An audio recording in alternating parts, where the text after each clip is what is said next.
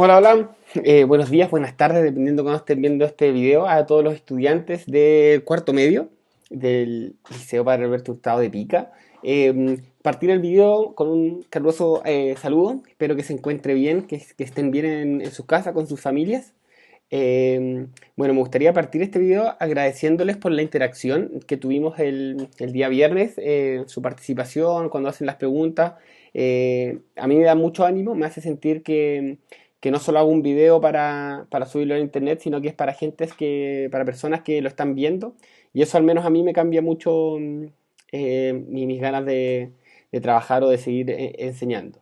Invitaros también a que si en cualquier momento tienen alguna duda, algún comentario o algo, me lo pueden hacerme llegar por WhatsApp, por correo, como prefieran. Y nada, pues los dejo invitados ahora para este video de retroalimentación de la clase número 5 de estadística, ¿sí? Desviación estándar. Les presento a mi gato que se cola de repente en mis clases. Se llama Sherlock. Bien, vamos entonces con la clase, ¿sí? Entonces, contarles que cómo va a ser este video, esta cápsula, es bien parecida a lo que fue la interacción del viernes pasado. Vamos a pasar rápido por el contenido que se pasó y después uno de los ejercicios propuestos. Simplemente eso, la idea es que sea un video corto para que vaya directo a lo más importante. Entonces, habíamos visto que la desviación estándar, bueno, es una medida o es claro, es una medida, es una unidad que mide qué tan lejos están los datos respecto del promedio, ¿sí? Entonces, cuando tenemos varios datos, la desviación estándar es una medida que nos indica qué tan cerca o lejos están del promedio la mayoría de los datos. Entonces, una desviación o sigma pequeño indica que la mayoría de los datos está muy cerca del promedio, mientras que una desviación estándar alta indica que hay algunos o muchos datos que se alejan harto del promedio, ¿sí? Y tiene la siguiente fórmula que parecía un poco intimidante, un poco compleja, ¿no es cierto?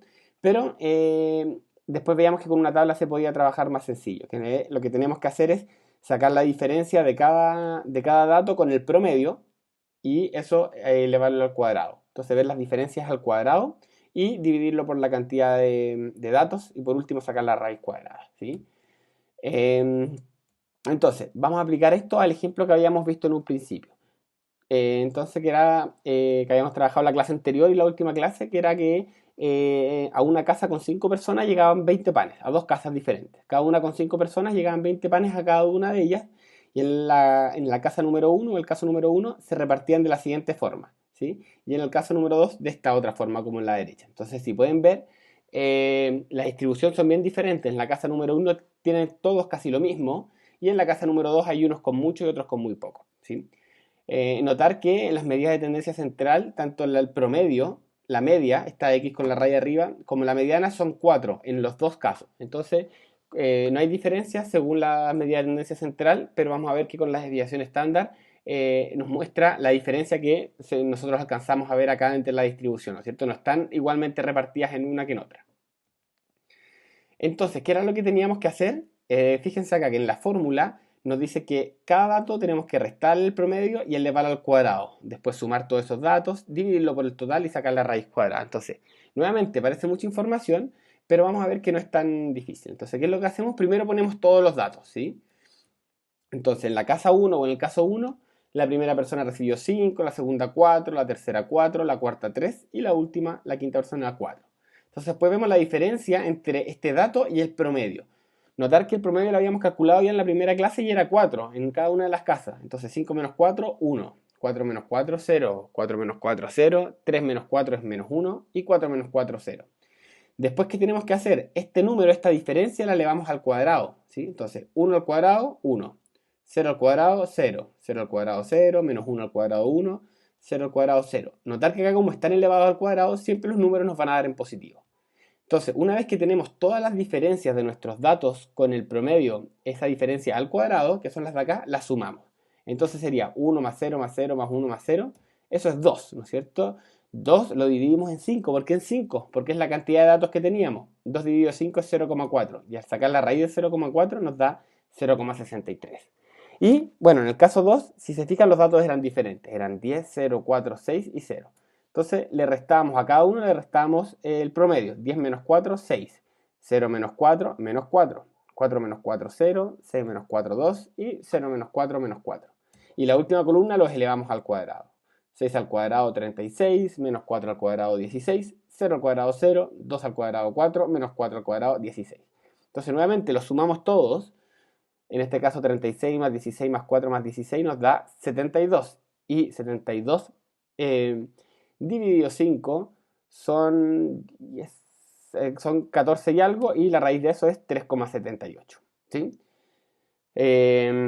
Por lo tanto, podemos notar que la desviación estándar del caso 1 era harto más pequeña que la del caso 2. Entonces, ¿qué podemos decir? Bueno, que en el caso 1 los datos estaban más cerca del promedio, ¿no es cierto? Estaban más homogéneos, como lo podíamos haber visto en un principio. Casi todos recibían lo mismo, uno un poquito más y otro un poquito menos, pero no había tanta diferencia. En cambio, en el caso 2, como tiene una alta desviación estándar, implica que algunos recibían muchos más, como algunos recibían 10 panes, y otros que recibían mucho menos, otros que recibían 0. ¿Sí? Y también hablamos un poco de los porcentajes, que era un porcentaje, bueno, un símbolo matemático que tiene esta forma de porcentaje que representa una porción del total, y se define que el total es igual al 100%, ¿sí?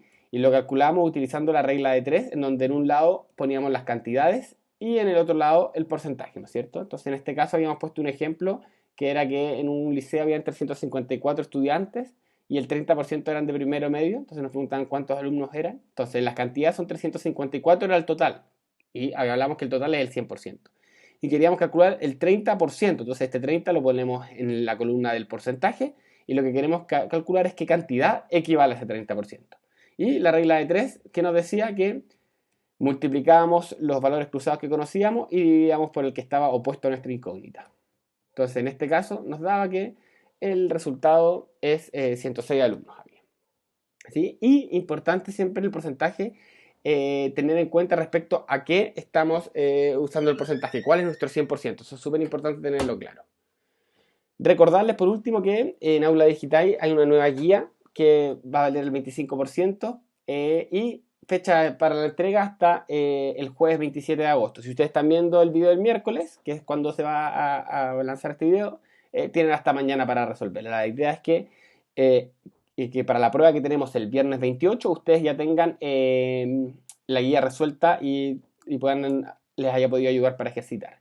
Entonces, por último, vamos a unos ejercicios, que son dos ejercicios respecto a esta materia que vimos en la interacción. El primero nos pregunta, dice que el 25% de los videojuegos de Mario son de acción, el 40% de estrategia y el resto son de deporte. Si Mario tiene 7 videojuegos de deporte, ¿cuántos tiene de acción? Bueno, aquí vamos a ver lo siguiente. Debemos calcular los porcentajes de juego. Entonces recordamos que siempre el total tiene que ser igual al 100%. Entonces sus juegos de deporte más los de estrategia más los de acción tienen que ser el 100%.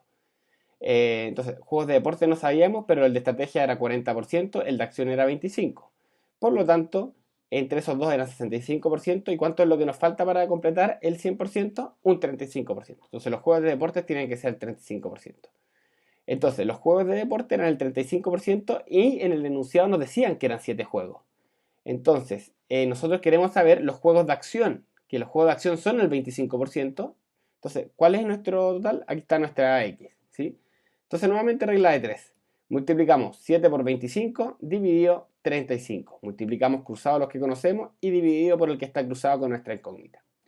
Entonces sería 135 dividido 35, X es igual a 5. Por lo tanto, Mario tiene 5 juegos de acción. ¿Sí? Y vamos a la última pregunta, que dice que Matías es fanático del Free Fire y en la semana de vacaciones aprovechó de jugar lo máximo que pude. El lunes jugó 5 horas, martes 3, el miércoles 4, jueves 5, viernes 6, sábado 12 y finalmente el domingo jugó 3 horas. ¿Cuál fue la desviación estándar en horas jugadas de su semana?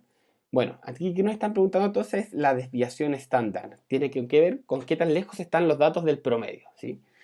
Bueno, acá también hay unas preguntas más guiadas que nos preguntan por la mediana, por la media y finalmente por la desviación estándar, ¿sí? Entonces, el primero, la mediana, tenemos que recordar que la mediana es el que está al medio cuando ordenamos. Entonces, ordenamos de menor a mayor, el del medio es 4, por lo tanto la mediana es 4. ¿Sí? Este no influía tanto en el cálculo, de hecho no influye en nada en el cálculo de la desviación estándar, pero simplemente era una pregunta para refrescar la memoria respecto a qué es la mediana. La media o promedio también nos las preguntaban y esta sí que es importante para poder calcular la desviación estándar. ¿Por qué? ¿Por qué? Bueno, porque la desviación estándar es qué tan lejos está del promedio. Entonces yo tengo que saber el promedio para poder decir qué tan lejos o cerca están los datos respecto a ese promedio.